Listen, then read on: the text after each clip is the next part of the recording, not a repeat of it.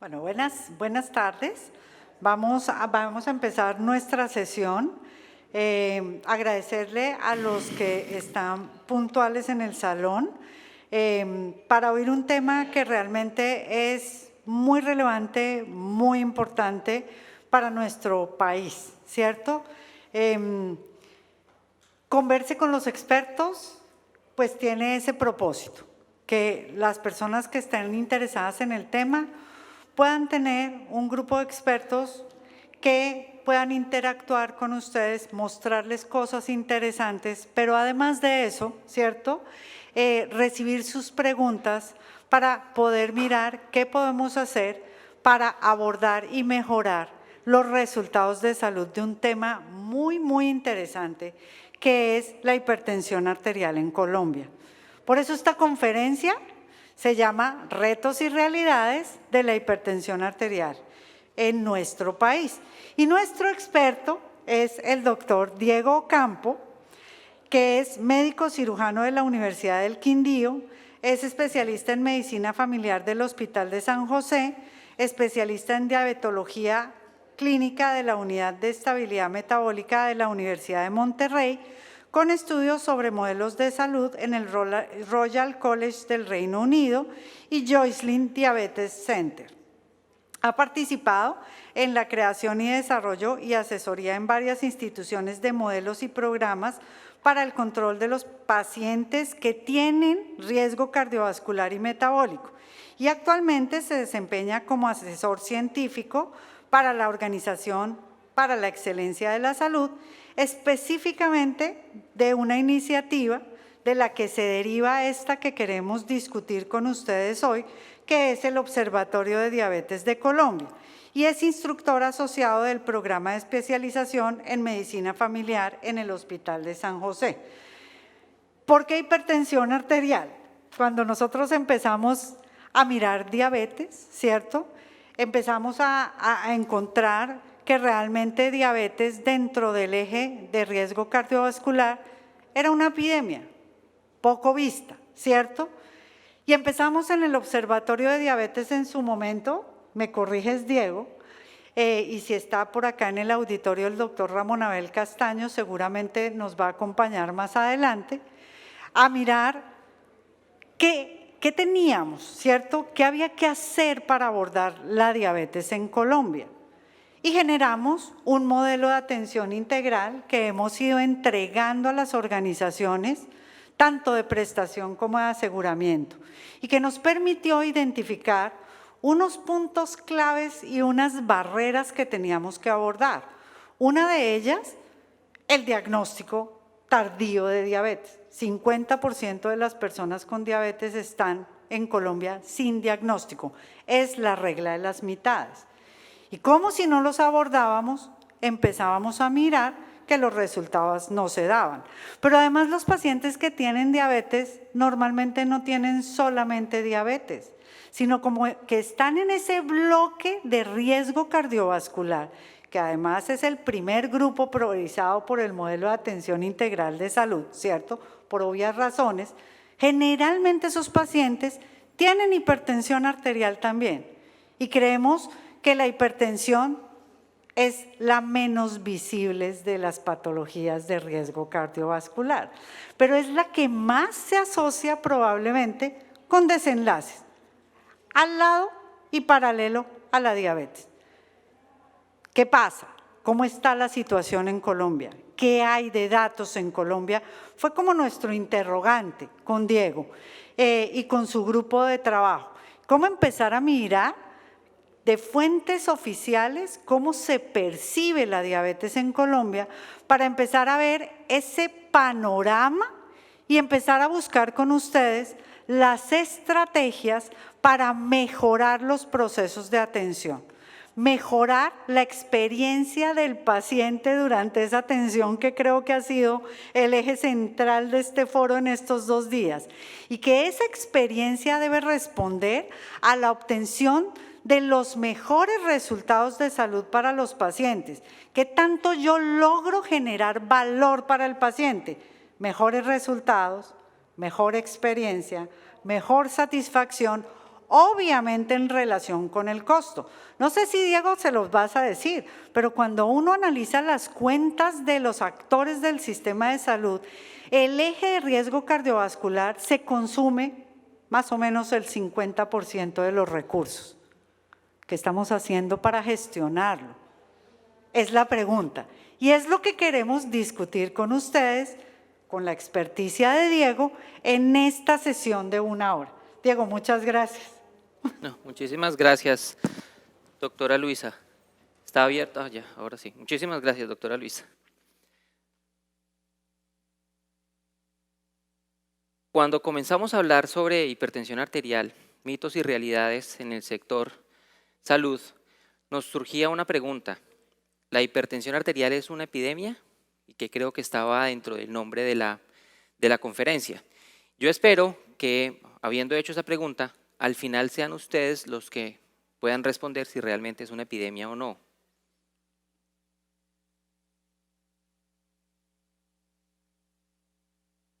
Partamos entonces de unos conceptos, que digamos que aunque uno los maneja, sí es bueno poder clasificar la diferencia entre una epidemia, una pandemia o una endemia. Las definiciones mundialmente aceptadas para cada uno de estos términos son los siguientes. Una endemia es una aparición constante de una enfermedad, de un trastorno o un agente infeccioso nocivo en un área geográfica o un grupo poblacional que también puede referirse a una prevalencia alta crónica de una enfermedad en dicho grupo. ¿Qué es clave acá? Que es una aparición constante de una enfermedad o de una entidad. Pero si vemos que es una epidemia es la ocurrencia en una comunidad o región de casos de una enfermedad, comportamientos específicos relacionados con la salud u otros eventos relacionados con la salud claramente superiores a lo que normalmente se puede esperar. ¿Qué es lo clave en epidemia? Superior a lo que normalmente se puede esperar. Y el otro concepto que deberíamos explicar o tener en cuenta es una pandemia. Y una pandemia es una epidemia que ocurre en un área muy amplia, que cruza las fronteras internacionales y que generalmente afecta a un gran número de personas. Con estas tres definiciones vamos a comenzar a trabajar en los datos que les voy a mostrar para que al final puedan ser ustedes los que respondan la pregunta de si realmente es una epidemia o no. Comienza uno a evaluar datos internacionales y se da cuenta que los últimos datos internacionales de hipertensión son publicados por la OMS en el 2013. Y no ocurre lo mismo con diabetes. En diabetes cada año sale una publicación de la IDF, que es la Federación Internacional de Diabetes. ¿Qué ha pasado con hipertensión arterial? Porque desde el 2013 no se comienza a tener conocimiento de toda esta información. Lo vamos a ver también dentro de la charla. Pero algo importante es que cuando uno comienza a leer este informe de la OMS, ellos definen, primero, entendamos qué es hipertensión. Y la definición de OMS para hipertensión es una afección en la cual la presión en los vasos sanguíneos es continuamente alta. Lo conocemos todos, lo sabemos todos y es lo que inclusive le explicamos a nuestros pacientes. Pero esta definición va más allá. Esta definición dice que cuanto más alta es la tensión arterial, más tiempo tiene que trabajar el corazón para bombear la sangre. Si no se controla, esta entidad puede provocar infarto agudo de miocardio, hipertrofia ventricular, llámese falla cardíaca, insuficiencia cardíaca, aneurismas y otra serie de patologías que hacen que la hipertensión arterial en algún momento termine siendo más costosa de lo que uno inicialmente pensó. Son las complicaciones de la hipertensión arterial las que generan un costo elevado para el sistema de salud. ¿Qué pensaría uno? Si uno captura pacientes, los diagnostica tempranamente, comienza diagnóstico farmacológico terapéutico adecuado, evitaría esas complicaciones y no sería una entidad tan altamente costosa. Y es lo que pensamos que está ocurriendo exactamente en este momento en el país. Pero a la vez que conocemos el diagnóstico de hipertensión arterial, yo no sé si ustedes se han visto enfrentados a la siguiente imagen cuando han atendido pacientes con alguna enfermedad crónica. La mayoría de las patologías crónicas pueden ser manejadas de una forma fácil, sencilla y muy barata, que son cambios terapéuticos en el estilo de vida.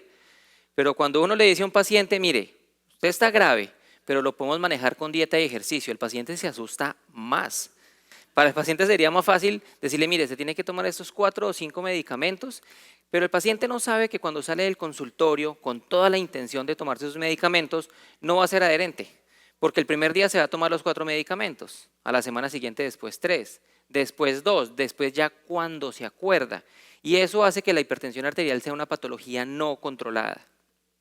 Ahora miren, cuando uno entonces comienza a ver pacientes con hipertensión arterial, llega un momento en donde se involucra tanto en la cotidianidad de ver pacientes crónicos que uno termina viendo solamente pacientes y a esos pacientes les asigna una cifra tensional sin tener en cuenta para dónde va.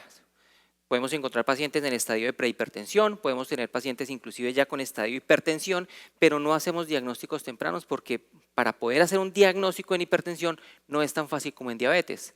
En diabetes o en dislipidemia o inclusive en falla cardíaca tienen unos paraclínicos exactos que le definen cuándo el paciente cursa con la patología o no.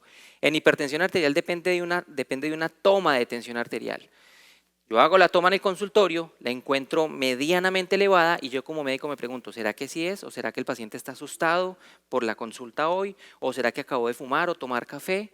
Entonces uno define, digamos que en este momento no lo va a hacer el diagnóstico, lo voy a citar a control y al control el paciente puede que vuelva, puede que no vuelva o si llega con unas cifras tensionales que no se tomó, que probablemente son inventadas o unas muy altas o unas completamente normales y entonces uno comienza a definir, ¿será que sí es hipertensión? ¿Será que no es hipertensión? Y comienza a dejar pasar baja prevalencia y aumenta riesgo de complicaciones en los pacientes. Pero comienza uno entonces a mirar y define, bueno, ¿qué es lo que está pasando entonces con hipertensión? ¿Por qué se está convirtiendo en lo que podría llegar a ser una epidemia? Y es la pregunta que nos estamos haciendo. Hay unos factores claves que definen o que aumentan la prevalencia de hipertensión arterial y son las siguientes. Vivienda, educación, ingresos, envejecimiento, urbanización y globalización. Entidades que se veían solamente en países o en naciones de recursos medios y altos que ya inclusive estamos viendo en países latinoamericanos. Todos estos que son los factores de riesgo principales para enfermedades crónicas los tenemos presentes en nuestro país. Ahora, esto asociado a una dieta malsana, tabaquismo, sedentarismo y uso nocivo de alcohol, hace que esos factores de riesgo se disparen y genere o aumente la prevalencia de patologías crónicas, en este caso hipertensión arterial, pero también obesidad, diabetes y dislipidemia. Cuando uno se comienza a preguntar en una institución, ya sea desde aseguramiento o desde prestación, lo más costoso para la institución termina siendo la hipertensión, la obesidad, la diabetes y la dislipidemia y sus complicaciones. Por eso digamos que se están creando estrategias continuamente dirigidas hacia el control de patologías crónicas. En este caso, nuestro tema central que es hipertensión arterial. Esos desenlaces generalmente ¿cuáles son? Son infartos agudos de miocardio, accidentes cerebrovasculares, insuficiencia cardíaca y nefropatías. Y cuando comienza uno entonces a hablar de nefropatías, se da cuenta que el consumo de recursos por pacientes que están en estadios finales con enfermedad renal crónica, digamos que en programas de pretransplante o programas de preterapia de reemplazo renal o inclusive ya en terapias de reemplazo renal, terminan siendo muy costosos y muy elevados para el país y para todas las entidades. Comienza entonces uno a preguntarse y dice, bueno, miremos entonces qué es lo que está pasando en Colombia, cómo están nuestros números, si están realmente con la tendencia que dice en el mundo, pero encuentra uno que los estudios o los reportes acá en Colombia no son tan elevados como uno quisiera. Tiene uno que irse o referirse entonces a otros datos. Hay un estudio muy conocido que es el estudio Carmela, es un estudio de 2011 donde definieron unas prevalencias de patologías crónicas para varios países en Latinoamérica y ellos encuentran lo siguiente. Para Colombia o para Bogotá, que fue la ciudad que participó en este estudio, encuentran una prevalencia de hipertensión del 13.4, distribuido en sexo entre hombres y mujeres entre un 14.6 y un 12.4. Y cuando revisa uno literatura mundial dice, realmente eso es lo que se espera para Colombia, que la prevalencia de hipertensión arterial esté en el 13.4. Pero entonces cuando uno va a analizar los datos reales, se encuentra con el siguiente panorama. Cuando uno comienza a tomar datos de la cuenta de alto costo y de CISPRO por medio de RIPS, que digamos que es lo más real que nosotros tenemos para poder saber prevalencias nacionales, nos encontramos con estos datos. Desde el 2009 hasta el 2017, en donde los datos más reales que nosotros tenemos y que se pueden comprobar están hasta 2014, porque en 2015 y en 2016 todavía no se han subido todos los datos de RIPS que tiene información el ministerio. Miren la prevalencia desde el 2009 y digamos que si la más real puede ser 2014, 5.9 y en cuenta de alto costo 7.7, dice hay una diferencia muy grande entre un 5.9 y un 7.7 comparado contra lo que dice el estudio Carmela que fue hecho en población colombiana, 13.4. Comienza a decir uno, entonces, ¿qué es lo que está pasando? ¿Por qué nuestra prevalencia informada está tan por debajo de los datos que uno esperaría? Subregistro, arrastrar los datos de historias clínicas no es tan fácil, pero cuando comienza uno a cruzar otra serie de variables que les voy a mostrar, nos damos cuenta que esta es una de las causas, estas bajas prevalencias son una de las causas de por qué la hipertensión termina siendo tan costosa. Nuestra prevalencia y nuestra detección está muy quedada. Tenemos que comenzar a crear estrategias encaminadas a aumentar nuestra prevalencia.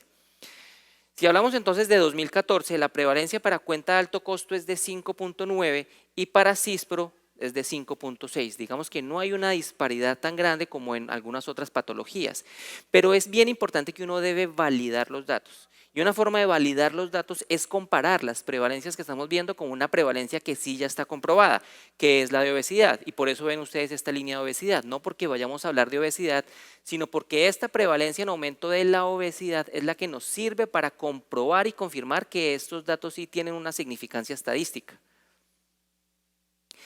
Tasa de hipertensión arterial entonces por departamentos. ¿Qué vemos entonces por departamentos? Estos son datos CISPRO 2014.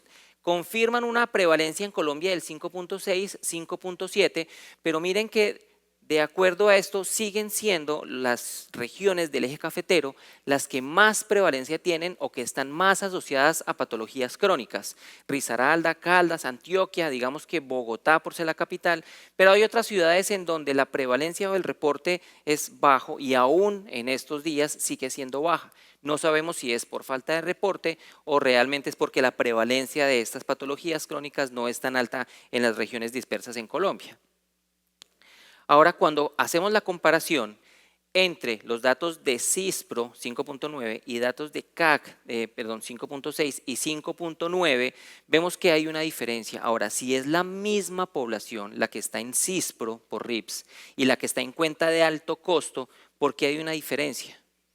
¿Qué es lo que pasa? ¿Qué es lo que hace que esa diferencia exista? ¿Cuál va a ser los datos de referencia que vamos a tomar nosotros para definir si en nuestra institución estamos de acuerdo a la prevalencia nacional o estamos por debajo? Entonces tenemos lo siguiente, prevalencia para Colombia dependiendo de CISPRO 5.6, en cuenta de alto costo 5.9, prevalencia de hipertensión arterial según el estudio Carmela en Bogotá del 13.4 y comenzamos y encontramos los datos de este análisis de hipertensión arterial para el mundo, en donde definen que para los países de América la prevalencia debería estar más o menos casi en el 35%, que son las proyecciones que ellos hacen. Entonces miren la incongruencia tan alta que hay. La OMS dice que inclusive, que esto publicado en 2013, pero que tiene datos inclusive de años atrás, definen que para las Américas debería ser más o menos del 35 y encontramos un estudio local que nos dice que es 13.4, pero cuando nos vamos a mirar nuestros datos propios encontramos que es 5.6 o 5.9. ¿Qué dice uno? Entre este dato y este dato del 35%, que es más o menos como se está moviendo en todo el mundo, hay una diferencia con una estadística significativa bien alta. Y es donde dice uno, probablemente el 30 o el 20% de los pacientes que yo no estoy diagnosticando son los que están terminando en una sala de urgencias con desenlaces fatales, con enfermedad cerebrovascular, con infarto agudo de miocardio, con falla cardíaca. Y cuando tenemos un paciente con falla cardíaca, ahí sí es que la EPS o la IPS, independiente si es aseguramiento o prestación, comienza a correr. Porque después de que un paciente tiene diagnóstico de falla cardíaca, la mortalidad es un 50% a 5 años. Y el paciente comienza a hospitalizarse y hospitalizarse y hospitalizarse. Y termina siendo muy costoso. Entonces dicen las instituciones, pero ¿por qué tenemos tantos pacientes con falla cardíaca? ¿Por qué terminan siendo tan costosos? Y una de las posibles explicaciones está acá, en la diferencia tan grande que tenemos a nivel de estadísticas de lo que se espera en el mundo, de estudios que hacen inclusive en población colombiana y los datos que tenemos más locales como CISPRO y cuenta de alto costo. Ahora, comparamos régimen contributivo y régimen subsidiado. En régimen contributivo, ¿qué pasa? Mire, para 2017, 5.7 y para subsidiado, 3.5. ¿Qué pasa en el régimen subsidiado? ¿No van las personas? ¿No hacen diagnóstico? ¿Por qué si digamos que es población colombiana hay una diferencia tan grande en régimen contributivo y en régimen subsidiado? Ahora, en régimen contributivo, esta gráfica que les mostraba es CISPRO, esta gráfica que les muestro ahora es cuenta de alto costo, pero inclusive en cuenta de alto costo, cuando miramos régimen contributivo y régimen subsidiado, encontramos lo mismo. Miren, en 2017, 11 contra 6.2, casi 2 veces por encima. Ahora, pudiera uno entonces pensar y decir que es que se trabaja muy fuerte en régimen contributivo, pero que no se trabaja en patologías crónicas de la misma forma en régimen subsidiado. Tocaría entrar a mirar más adelante cómo estarían los costos de la hipertensión arterial en régimen contributivo versus en régimen subsidiado. ¿Cuál de las dos? Según sexo, esto es según CISPRO, 2009, hombres 36.4, mujeres 63.6%. A 2014, 37.1 y 62.9. Digamos que las tasas se equiparan entre 2009 y 2014. Pero miren este dato importante. Las mujeres son las que tienen la prevalencia más alta. En diabetes mellitus, ¿quién tiene la prevalencia más alta? Las mujeres tienen la prevalencia más alta. Para obesidad y sobrepeso en Colombia, ¿quiénes tienen la prevalencia más alta? Las mujeres. ¿Quiénes se mueren más? Los hombres. Sí, son los que se mueren más. Probablemente, ¿por qué? Porque las mujeres recuerden que tienen un efecto protector de los estrógenos, un efecto que dura en el tiempo. Ahora, si vemos estas mismas estadísticas, diferencia entre sexos, en cuenta de alto costo, que en cuenta de alto costo sí tenemos hasta 2017, partimos de un 36.2 y un 63.8, en 2014 37 contra 63 y en 2017 39 contra 62. Digamos que la persistencia de las patologías crónicas siguen y se siguen observando, independiente de si el reporte es por CISPRO o por cuenta de alto costo, sigue siendo principalmente para las mujeres. Ahora, cuando uno comienza a crear estrategias de seguimiento para patologías crónicas en las instituciones, casi siempre los pacientes más adherentes a los programas terminan siendo hombres. Las mujeres no tanto. ¿Pudiera esto estar asociado a los costos de patologías crónicas, como en este caso hipertensión arterial? Ahora miren, esto es por rangos de edad. Todos sabemos que la población colombiana y la población en todo el mundo se está volviendo un poco más longeva. No nos digamos viejos, todavía no, más longevos. Y miren que las prevalencias más fuertes comienzan a encontrarse desde los 50 años hasta los 74 años, con un pico en los pacientes que tienen más de 80 años. Si nuestra población se está volviendo cada vez más longeva, eso explica por qué la prevalencia de las enfermedades crónicas sigue en aumento. ¿Por qué seguimos aumentando? Miren estos números. Cantidad de pacientes, año a año. De las instituciones en las que nosotros trabajamos, los pacientes con patología crónica cada vez van aumentando más. Y si nosotros seguimos manejando las patologías crónicas como las estamos manejando ahora, ese costo no se va a poder disminuir, antes se va a incrementar más, porque no estamos cuidando el pre ni los estadios iniciales, sino que nos estamos fijando en los estadios iniciales cuando ya los pacientes tienen complicaciones. Miren estos otros datos que son muy interesantes. Estas gráficas tienen por nombre frecuencia de uso en consulta externa por motivo hipertensión arterial entre el 2009 y el 2016, entre contributivo y subsidiado. Entre 2009 y 2016, digamos que el punto de corte con los datos más comprobables que nosotros podemos obtener, que es en 2014, consultan más los pacientes con hipertensión arterial de régimen contributivo que los de régimen subsidiado. Ahora, si yo tengo pacientes con diagnóstico de hipertensión arterial que no me van a los programas, que no me van a controles, ¿Cuáles son los pacientes que terminan complicándose más? Los que yo no tengo en mi programa, los que en algún momento les hice el diagnóstico y no volvieron. Por eso vimos que las prevalencias probablemente en el régimen subsidiado están muy por debajo de lo que se encuentra en el régimen contributivo. Miren, un 44% contra un 56% de diagnósticos tomados por RIPS con diagnóstico principal de hipertensión arterial. Ahora miren en hospitalización lo que pasa. ¿Cuáles son los pacientes que más se hospitalizan? Con un punto de corte también en 2014, los que más se hospitalizan son los del régimen subsidiado. Pudiéramos entonces también inferir que los pacientes de régimen subsidiado tienen una prevalencia baja, no consultan, digamos que con tanta frecuencia, a los programas de hipertensión arterial, pero terminan hospitalizándose más. Puede haber una asociación directa, 57% contra el 43%. O sea, los pacientes con hipertensión de régimen subsidiado se hospitalizan en un 57% en Colombia. Ahora, en urgencias. ¿Y qué es lo que vemos en urgencias? También, inicialmente hay más consultas de régimen contributivo y hay menos consultas de régimen subsidiado. ¿Qué quiere decir? Que los pacientes de régimen contributivo, las campañas que se han hecho de educación, saben por lo menos cuándo tienen que consultar a un servicio de urgencias. Pero los de régimen subsidiado no consultan tanto. ¿Qué es lo que pasa? Que cuando el régimen subsidiado consulta urgencias es porque ya necesitan hospitalización, ya tiene un desenlace fuerte. Ahora por procedimientos. ¿Y a qué le llamamos procedimientos? Digamos que son todas las herramientas paraclínicas que necesitamos para poder perfilar un paciente. ¿Quiénes usan más los procedimientos? Régimen contributivo que régimen subsidiado. O sea, digamos que ser de régimen subsidiado en Colombia es un factor de riesgo para un desenlace fuerte.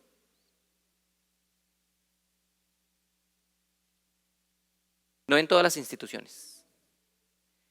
Miren, este también es de datos del análisis de hipertensión arterial de la OMS. Y ellos hablan sobre la mortalidad de las enfermedades crónicas no transmisibles y miren el aumento que comienza a tener. Esa es la proyección que ellos hacen a 2030, desde el 2008, con una tendencia de una elevación supremamente importante. Cuando la comparan inclusive con cáncer, cuando la comparan inclusive con diabetes, con afecciones perinatales, maternas, con respiratorias crónicas y con enfermedades o con entidades de salud pública. Las enfermedades crónicas tienen una alta tasa de mortalidad y esa alta tasa de mortalidad va directamente relacionada con el costo en una institución, en un país. Ahora, en porcentaje de complicaciones por hipertensión arterial. Tenemos complicaciones cerebrovasculares, tenemos complicaciones a nivel de retinopatía, complicaciones renales y complicaciones coronarias. Desde el 2009 hasta el 2017, haciendo la comparación entre los regímenes. Y miren que el porcentaje de complicaciones coronarias en todo el tiempo, hasta más o menos 2011 se viene equiparando, pero las complicaciones renales, más o menos desde 2011, comienzan a ser más altas. ¿Qué es lo que pasa? Cuando un paciente entra en un desenlace cardiovascular coronario final, probablemente fallece. Pero cuando un paciente comienza a tener deterioro de su función renal, el paciente tiene que generar atraviesa por una evolución natural de su enfermedad, en donde pasa de unos estadios iniciales a unos estadios, digamos que finales, pero en esos estadios finales la terapia es la diálisis, que es la terapia de reemplazo renal. Y eso es lo que termina haciendo que esas complicaciones sean más altas y más costosas. Esa es la misma gráfica, pero la traje de esta forma es para que hagamos la comparación entre las complicaciones cardíacas que se presentaban inicialmente en 2016 contra las renales en 2009 y en 2016 miren que las renales ya tienen un peso más grande comparado con las complicaciones cardíacas. Datos también de la OMS con respecto a costos. ¿Qué dice la OMS con respecto a costos? Hablan de costos a nivel de diabetes, de enfermedades respiratorias, cáncer, un total, pero las enfermedades cardiovasculares directamente asociadas a hipertensión arterial generan 3.76 billones de dólares. Esos son datos en 2008. En 2008 comenzaron a generar alertas este costo. 3.76, porque comenzaban a decir esto inclusive pueden ser hasta 4 puntos per cápita de un país. ¿por qué termina siendo tan costosa entonces la hipertensión arterial? Si eso es en 2008, ¿cómo estaremos nosotros ahora? Y termina siendo costosa por lo que hemos visto. No estamos gestionando la enfermedad, no estamos aumentando prevalencias, no tenemos una prevalencia ni siquiera cercana a lo que dice el estudio Carmela, mucho menos a lo que dice OMS, y ahí comenzamos a tener las brechas que están haciendo que nosotros terminemos también pagando complicaciones prevenibles, en este caso asociadas con hipertensión arterial.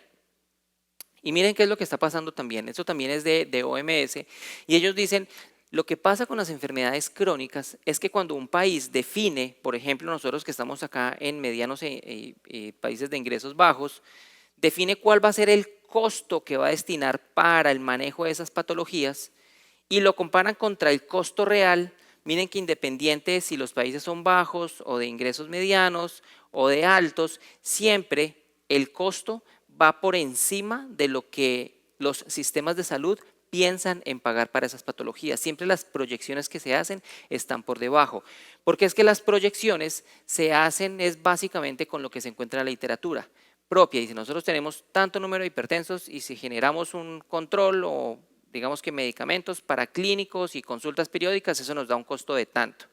Pero resulta que cuando van a mirar los costos reales está por encima, porque no tienen en cuenta los pacientes que no están adheridos, los que no tienen diagnóstico, que terminan inclusive con un desenlace fatal en urgencias. ¿Qué dice también OMS? De 7 pacientes con hipertensión arterial, solamente 1 está controlado. Solo 1.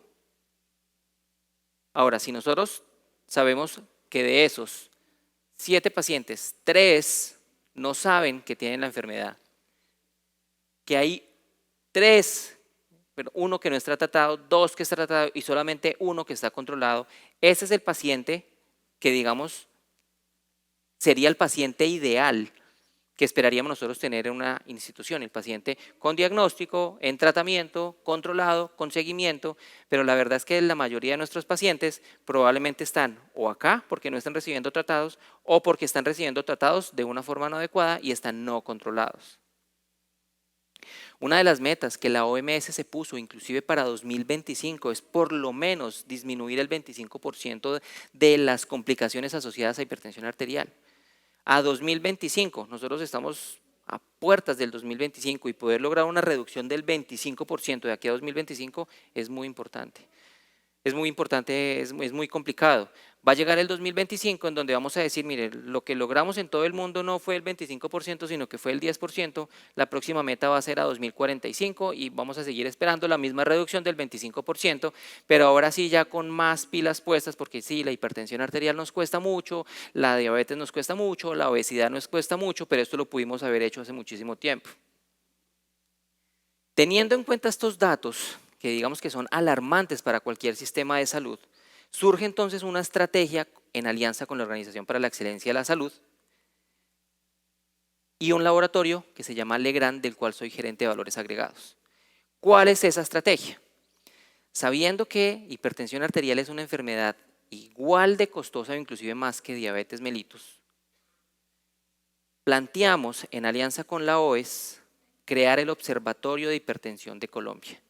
Y no un observatorio que funcione como repositorio de datos, sino un observatorio igual al de diabetes de Colombia, de la OES, en donde va encaminado a acompañar a las instituciones en la creación e implementación de estrategias y programas de gestión del riesgo, en donde se trabaje fuertemente resultados en salud y donde los resultados en salud impacten de tanta o de una forma, digamos que bien grande, que en algún momento termine generando reducción del costo per cápita de cada paciente con hipertensión arterial. Uno de los puntos fundamentales de la triple meta en salud que en la mayoría de las instituciones están manejando en este momento. La OMS dice que para hipertensión arterial hay 6 temas bien importantes que se deben manejar cuando crea uno programas de hipertensión arterial. Y esas estrategias son las siguientes: programa de atención primaria integrado, costos de la ejecución del programa, medios de diagnóstico y medicamentos básicos, reducción de los factores de riesgo en la población, programas de promoción de la salud en los lugares de trabajo y seguimiento de los progresos de los pacientes que entraron en los programas. De esas, ¿cuántas nosotros hemos instaurado en nuestras instituciones? ¿Cuántas son de nuestras incumbencias? Digamos que esta primera, programa no hablando de los programas de cada institución, sino programas a nivel nacional. Y digamos que salió primero Mías, cuando dijo vamos a tener un enfoque en hipertensión, en diabetes, en falla cardíaca, en enfermedades crónicas.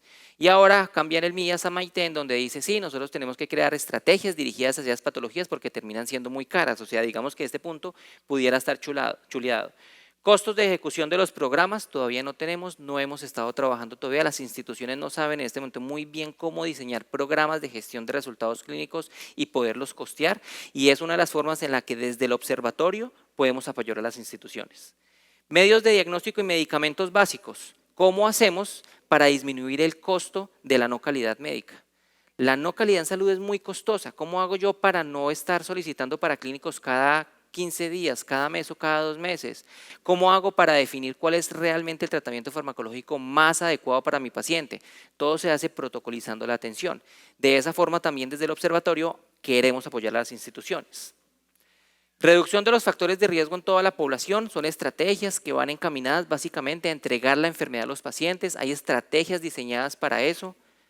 Programas de promoción de la salud en los lugares de trabajo, no solamente en lugares de trabajo, inicialmente se hablaba de lugares de trabajo, ahora es de vivienda, ahora es inclusive de salud pública. Yo no sé si ustedes sabían que en Bogotá el diseño de los puentes de Transmilenio está pensado es para hacer caminar más a la gente. Y uno muchas veces dice, no, pero es que tengo que ir a Transmilenio, son 15 minutos mientras subo el puente o mientras cruzo de calle a otra, y están diseñados es básicamente para aumentar, para hacer que la gente camine más, como estrategia de salud pública para evitar el sedentarismo. Y seguimiento de los progresos, muchas veces yo en las instituciones creo programas, defino metas, defino resultados en salud, pero no sé cómo hacer el seguimiento de los pacientes. El Observatorio de Hipertensión Arterial también ha diseñado o va a comenzar a diseñar estrategias en conjunto con las instituciones para poder manejar cada uno de estos temas. Básicamente, en resumen, ¿qué es lo que quiere hacer el Observatorio de Hipertensión Arterial? Comenzar a trabajar para garantizar la atención y seguimiento integral de los pacientes con diagnóstico en cada una de las instituciones. Realizar atención por equipo interdisciplinario de alto desempeño para disminuir el tiempo de la resolutividad, logrando pacientes más adherentes en más corto tiempo. Y minimizar el riesgo de enfermedad, caracterizando y educando para el autocuidado y la autogestión. Son los 3 pilares grandes que queremos trabajar y que vamos a comenzar a trabajar desde el Observatorio de Hipertensión Arterial. Pasa lo siguiente, con esta fusión con esta alianza entre la Organización para la Excelencia de la Salud y Laboratorios Legrand, lo que queremos es, por medio de la ciencia, comenzar a salvar más vidas, básicamente como ustedes lo ven en esa gráfica. Si Drácula realmente supiera, ustedes saben que Drácula no puede salir a la luz del día porque no le puede dar la luz del sol, pero si Drácula supiera que la luz de la luna no es luz de la luna, sino es una luz que refleja el sol, no podría estar ni de día ni de noche. Este cómic dice, la ciencia puede salvar vidas, y es lo que nosotros queremos hacer con esta alianza entre la Organización para la Excelencia de la Salud y Laboratorios Legrand, con la creación del Observatorio de Hipertensión Arterial, un observatorio que está a la disposición de ustedes para lo que necesiten. Este es un tema no de instituciones, no de gobernanza, no de aseguramiento y de prestación, este es un tema de cada uno de ustedes, de cada uno de nosotros. Cambios mínimos generan cambios grandes. Desde Laboratorios Legrand, así como esta estrategia, estamos diseñando ofertas de valor para todas las instituciones que en algún momento quieran, pero son ofertas basadas en evidencia clínico-académica, que genera resultados, que hay forma en la que yo puedo definir si un programa ha sido adecuado o no adecuado, pero de una forma medible, matemáticamente o con números. No es más, muchísimas gracias. Ahora sí. La respuesta a la pregunta, ¿es la hipertensión arterial una epidemia? Duro, doctora. Sí, se lo dijo ahora. Una pandemia. ¿Quién sigue pensando que la hipertensión arterial es una epidemia? Pasamos hace mucho tiempo una epidemia, es una pandemia. Doctora, muchas gracias. Gracias a ti, Diego, por la presentación. Y bueno, la idea es lanzar esta iniciativa y empezar a buscar la participación de todos ustedes desde lo que hacen en el día a día, porque yo creo que lograr transformar estos resultados necesita que todos los actores nos alineemos a generar realmente estrategias, probablemente a través de un modelo de atención integral, probablemente tendremos que mirarlo, pero un modelo de atención integral que vaya a abordar las brechas más importantes que uno identifica cuando empieza a mirar esos datos, donde todos los actores son importantes. Es importante las IPS, o sea, los que atienden los pacientes en ese núcleo central a nivel ambulatorio, a nivel hospitalario, a nivel de urgencias, los que hacen los procedimientos, ¿cierto? O sea, la prestación como tal, pero también los aseguradores, porque realmente hay estrategias que probablemente deben fortalecerse para lograr identificar a los pacientes con hipertensión arterial, canalizarlos a programas, ¿cierto?, que garanticen que estos pacientes se adhieren a las recomendaciones, a las intervenciones y más atrás, ¿cierto? ¿Por qué no los entes territoriales y todos los otros actores intersectoriales, donde están probablemente también industria, donde están universidades, donde están colegios, donde están universidades, no como instituciones, sino como el sitio donde hay muchas personas que probablemente tienen factores de riesgo y ni siquiera los detectamos y ni siquiera los modificamos, ¿cierto?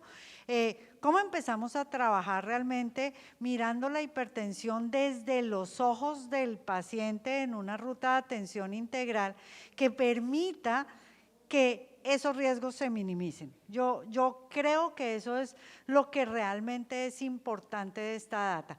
Creo que sí es una pandemia y es una pandemia que no vemos, que es lo más grave, y que llevamos muchos años sin verla, y que lo que estamos viendo es la punta del iceberg, o sea, las complicaciones, y que hay cosas que podemos hacer en el atrás que probablemente afectarían esos resultados y que no las estamos haciendo. El factor de riesgo modificable más importante relacionado con hipertensión, que fue el que usamos como validador de la data, que es la obesidad, no lo estamos cambiando. La actividad física no la estamos interviniendo, ¿cierto? Y cada vez en las zonas urbanas, pues hay menos actividad física, ¿cierto? Es menos lo que hacemos nosotros, los hábitos de alimentación, toda esa cultura no la tocamos porque nos parece que son recomendaciones blandas de manejo. Pero lo que sí está demostrado es que cuando uno interviene, el factor precursor, ¿cierto?, generalmente limita y disminuye la progresión a la aparición de la enfermedad. ¿Qué estamos haciendo en promoción y prevención? Si hay alguien del aseguramiento acá, ¿no hay nadie? Pero si hay prestación, ¿cierto? Aseguramiento. Tenemos bases de datos de todos nuestros afiliados, no voy a preguntar el nombre.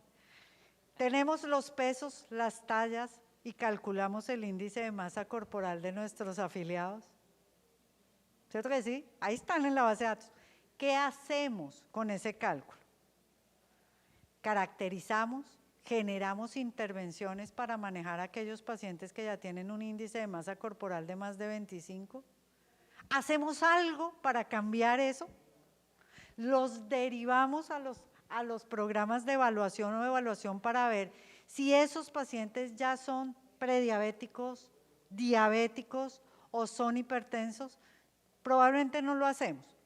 Y entiendo que a veces nos quedamos en las difíciles del día a día, donde los pacientes que se infartaron, los que están en falla renal, los que necesitan la autorización de diálisis, los que necesitan el trasplante, nos consumen nuestro tiempo porque son pacientes que tenemos que gestionar ya con una enfermedad que tenemos que resolver de manera inmediata. ¿Cómo podemos de pronto pensar en el futuro?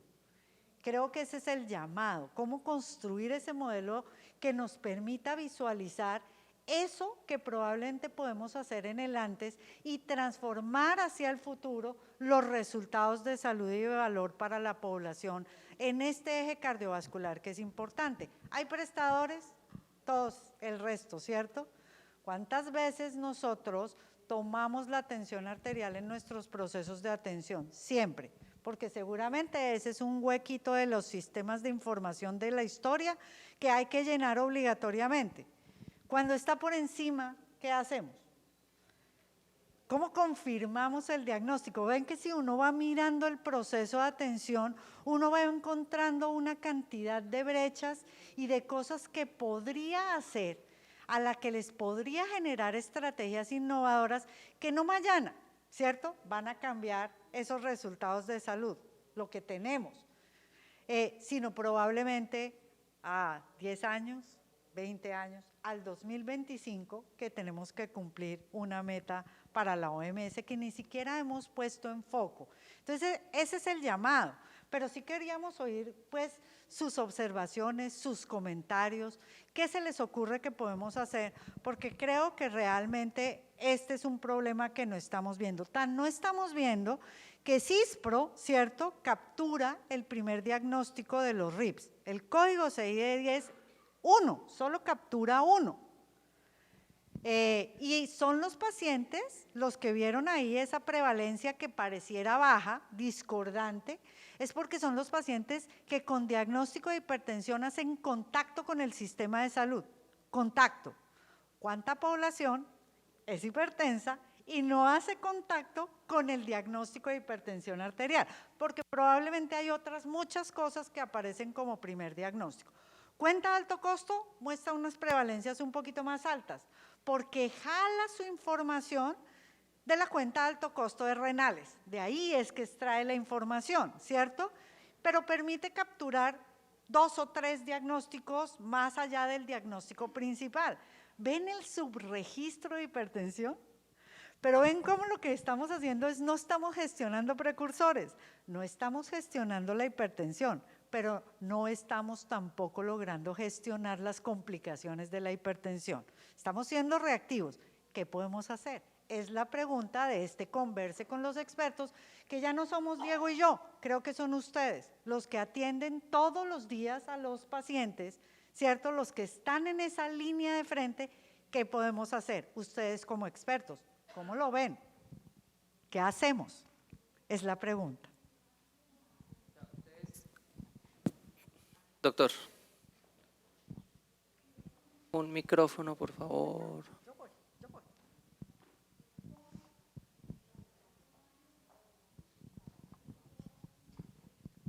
Bueno, muchas gracias por la presentación y sin duda el tema del subregistro es un dolor de cabeza para los prestadores de atención primaria como la institución en la cual yo trabajo. Pero básicamente quisiera dejar 2 reflexiones. Para lograr realmente documentar prevalencias reales en el país, tiene que haber una alineación desde una política nacional realmente, que haya un interés desde salud pública para trabajar el tema de hipertensión. Y esto implica muchas cosas.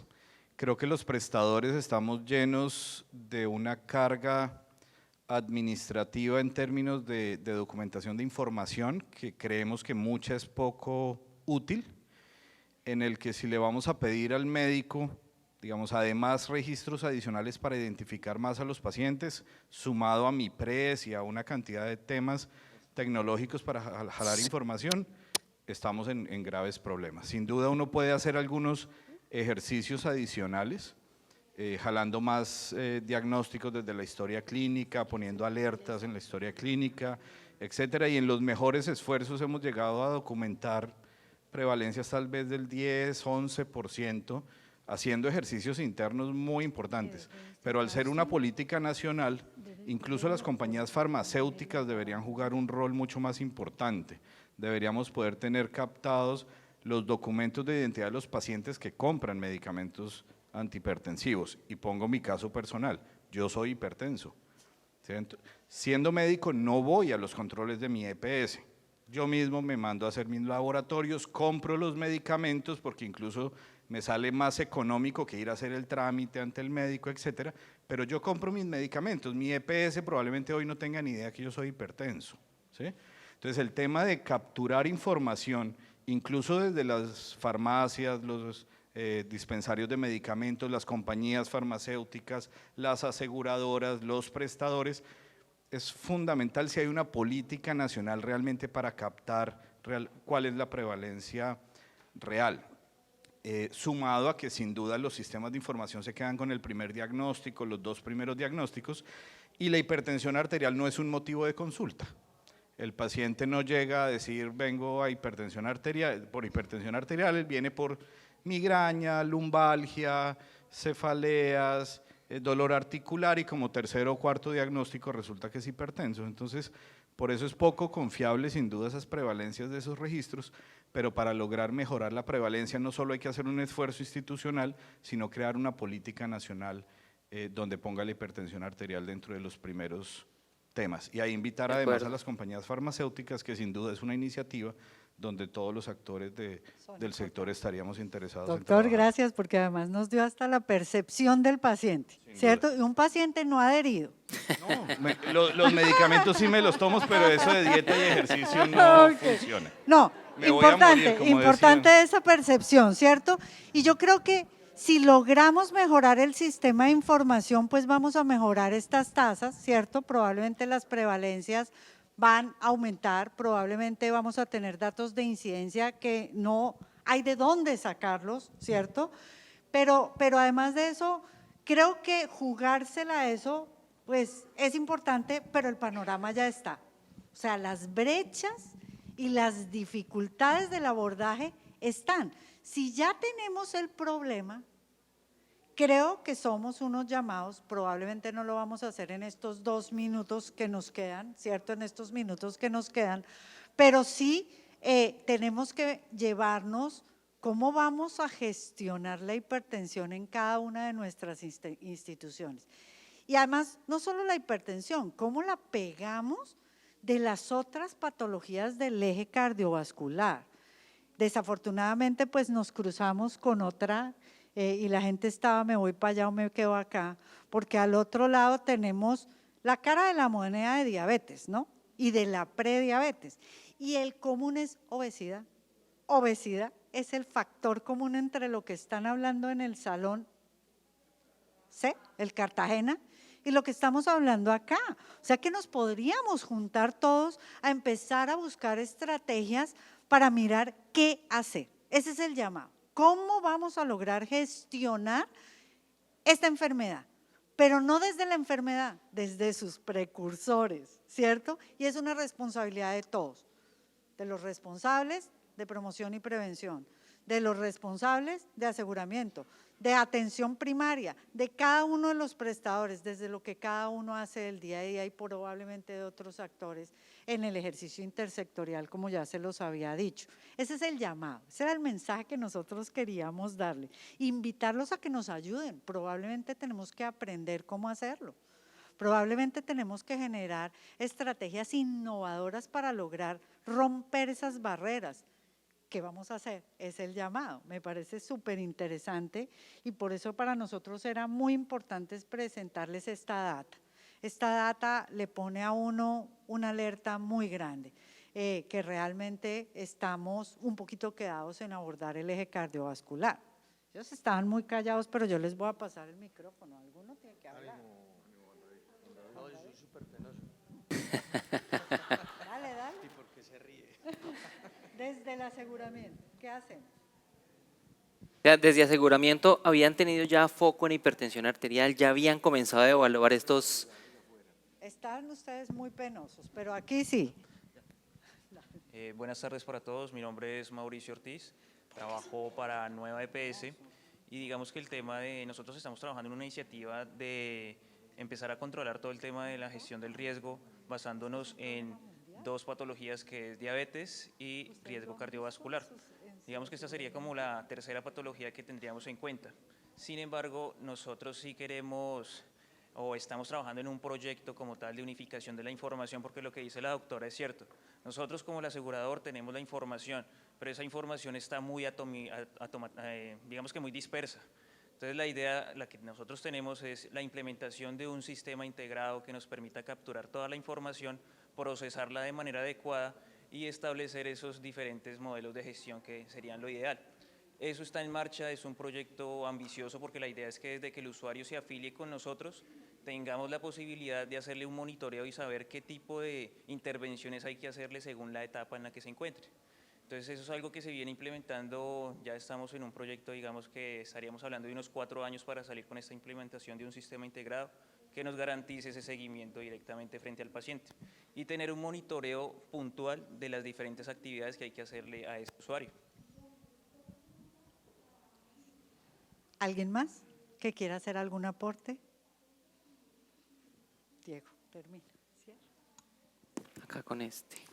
Bueno, recuerden que esta estrategia de crear en alianza el Observatorio de Hipertensión Arterial se nutre básicamente de las necesidades de ustedes. Si un observatorio puede ser solamente para repositorio de datos o funcionar como un repositorio de datos, la finalidad del observatorio es que no se quede solamente en eso. Ya tenemos unos datos estadísticos para Colombia tomados de CISPRO y de cuenta de alto costo, sino básicamente la finalidad o la meta fin del observatorio es poder ayudar a las instituciones a que tengan en meta, para que tengan en mente los pacientes con hipertensión arterial, con patologías de riesgo cardiovascular, todo con la finalidad de disminuir las complicaciones prevenibles de este tipo de paciente, como por medio de programas, estrategias o modelos.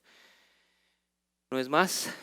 Muchísimas gracias a todos por la asistencia. Nos ha acompañado y bueno, estamos todos para construir. La idea es invitarlos desde donde estén, desde sus instituciones, a construir cómo cambiar este panorama que realmente es preocupante para el país. Muchas gracias.